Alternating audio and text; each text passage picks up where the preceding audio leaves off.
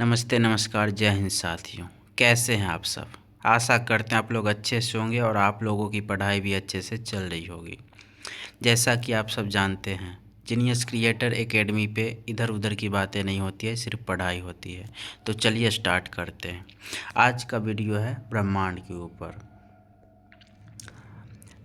सबसे पहला क्वेश्चन है कि धरती को घेरने वाले आकाश को क्या कहते हैं। तो ये ब्रह्मांड होता है। धरती को जो घेरने वाला आकाश होता है उसको हम लोग ब्रह्मांड कहते हैं।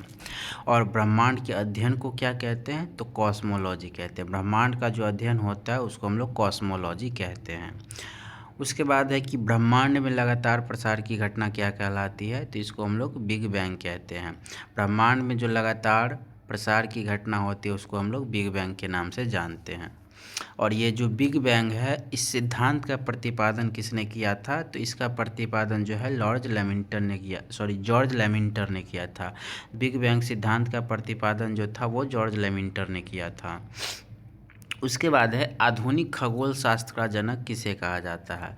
आधुनिक खगोल शास्त्र का जनक कॉपरनिकस को कहा जाता है, जो कि पोलैंड के रहने वाले थे। आधुनिक खगोल शास्त्र का जनक कॉपरनिकस को कहा जाता है, जो कि पोलैंड के रहने वाले थे।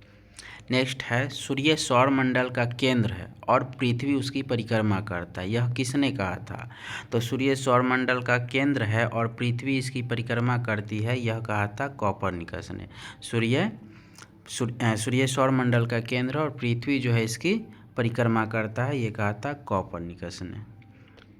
उसके बाद है कि पृथ्वी ब्रह्मांड का केंद्र है और सूर्य उसकी परिक्रमा करता है, ये किसने कहा था, तो ये कहा था टॉलमी ने। पृथ्वी ब्रह्मांड का केंद्र और सूर्य उसकी परिक्रमा करता है, ये कहा था टॉलमी ने। नेक्स्ट है कि ग्रहों के गति के नियम का प्रतिपादन किसने किया था, तो ग्रहों के गति के नियम का प्रतिपादन केपलर ने किया था। उसके बाद है कि ब्रह्मांड का लगातार विस्तार हो रहा है, यह कहा था हब्बल ने। और ये 1920 में कहा था हब्बल ने कि ब्रह्मांड का जो है लगातार विस्तार हो रहा है। ब्रह्मांड की आयु कितनी है, तो ब्रह्मांड की आयु 13 बिलियन वर्ष बताया गया। ब्रह्मांड की आयु 13 बिलियन वर्ष। खगोलीय दूरी का सबसे बड़ा मात्रक क्या है, खगोलीय दूरी का सबसे बड़ा मात्रक पारसेक है। ठीक है, खगोलीय दूरी का सबसे बड़ा मात्रक पारसेक होता है और एक पारसेक बराबर होता है 3.26 प्रकाश वर्ष। एक पारसेक बराबर 3.26 प्रकाश वर्ष। और एक प्रकाश वर्ष जो होता है वो बराबर होता है 9.46 गुने 10 के पावर 12 किलोमीटर। कहीं कहीं पर ये दे देता है आपको 9.46 गुने 10 के पावर 15 और मीटर में। जब इसको किलोमीटर को मीटर में चेंज करेंगे तो पावर में 3 जीरो बढ़ जाएगा, यानी 10 के पावर 15 मीटर दे देगा। नेक्स्ट है हमारी आकाशगंगा का नाम क्या है, तो हमारी आकाशगंगा का नाम दुग्ध मेखला है। पल्सर क्या है, तो पल्सर जो है वो तेज़ी से घूमने वाले न्यूट्रॉन तारे हैं। पल्सर क्या है, तो पल्सर जो है तेज़ी से घूमने वाले न्यूट्रॉन तारे हैं। नेक्स्ट है कि सबसे चमकीला तारा क्या है। सबसे चमकीला तारा जो है वो साइरस को कहा जाता है। डॉग स्टार इसी का नाम है। सबसे चमकीला तारा साइरस को कहा जाता है। उसके बाद है कि सबसे ब्लैक होल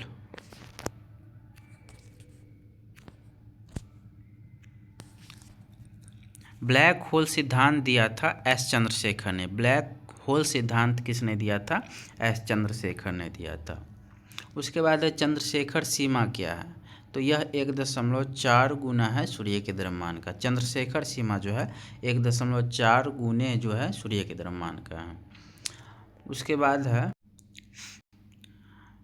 76 वर्षों में दिखाई देने वाला धूमकेतु, जिसे हम लोग पुच्छल तारा के नाम से भी जानते हैं, वो क्या है, तो ये हेली है। पुच्छल तारा जो कि 76 वर्षों के बाद दिखाई देगा, जिसका नाम है हेली। ये लास्ट बार जो है 1986 में दिखाई दिया था।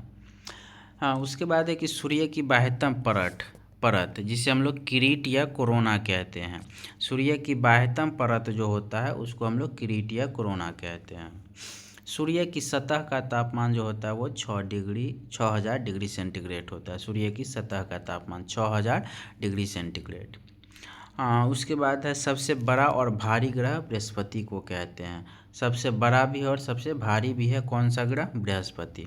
दूसरा में आता है, दूसरा सबसे बड़ा ग्रह में शनि आता है। सबसे बड़ा दूसरे में शनि, पहले में बृहस्पति। उसके बाद है सबसे छोटा ग्रह। सबसे छोटा ग्रह अगर आप इस फिगर से वो देखेंगे तो सबसे छोटा ग्रह यहाँ पे मरकरी है और सबसे पहला भी ग्रह है मरकरी है। यहाँ दिया हुआ भी है कि सूर्य से सबसे निकट स्थित ग्रह, तो सूर्य से सबसे निकट स्थित ग्रह जो है वो बुध है, हमारा मरकरी है, ठीक है। और सूर्य से सबसे दूर स्थित ग्रह जो है वो हमारा नेपच्यून है। सूर्य से सबसे दूर स्थित जो ग्रह है वो आपका नेपच्यून है। और सबसे नज़दीक का ग्रह जो है वो मरकरी है, जिसको हम लोग बुध कहते हैं, और ये हो गया वरुण हो गया। नेक्स्ट है पृथ्वी से सबसे निकट स्थित ग्रह। पृथ्वी से सबसे निकट स्थित ग्रह जो है वो शुक्र है। पृथ्वी से सबसे निकट स्थित ग्रह शुक्र है। वही हम बात करें कि सूर्य और पृथ्वी से दूर स्थित ग्रह, तो अभी हमने बताया था वरुण होता है, जिसको हम लोग नेपच्यून कहते हैं। यहाँ पे था नेपच्यून यानी कि वरुण।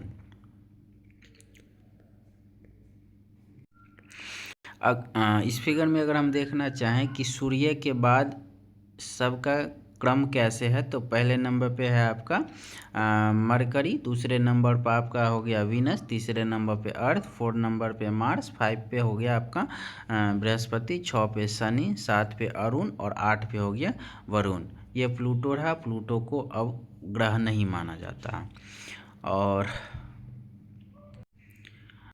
अच्छा नेक्स्ट है लाल ग्रह, लाल व हरा ग्रह।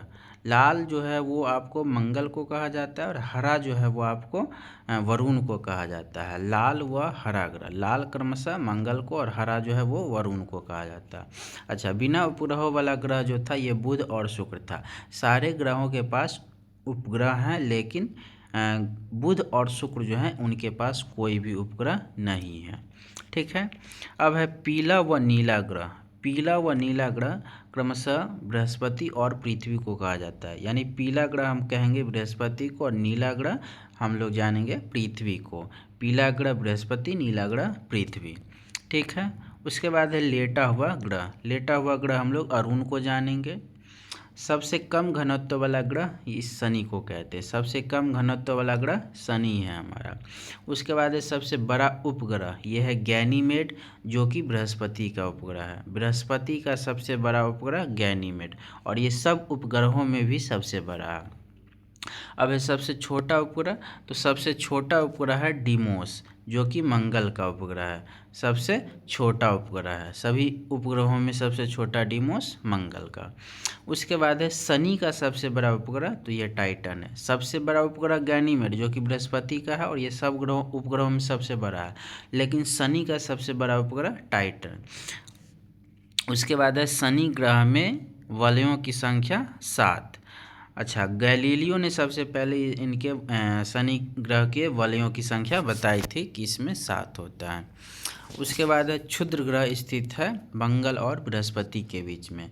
क्षुद्र ग्रह जो स्थित होते हैं वो मंगल और बृहस्पति ग्रह के बीच में होते हैं। पार्थिव ग्रहों की संख्या 4 होती है। पार्थिव ग्रहों की संख्या 4 होती है। उसके बाद है कि किसे रात की रानी कहा जाता है। किसे रात की रानी कहा जाता है, तो चंद्रमा को रात की रानी कहा जाता है। चंद्रमा के जैसा दिखाई देने वाला ग्रह कौन सा है, तो वो बुध है। चंद्रमा के जैसा दिखाई देने वाला ग्रह बुध होता है। उसके बाद है सहोदर भाई के नाम से जाने जाने वाला ग्रह कौन है, तो ये अरुण और वरुण है। सहोदर भाई के नाम से जाना जाता है अरुण और वरुण। तो ये थे आज के इम्पोर्टेंट क्वेश्चन। आशा करते हैं आप लोग को अच्छा लगा होगा। चलिए ठीक है, मिलते हैं फिर दूसरे वीडियो में। तब तक के लिए बाय बाय।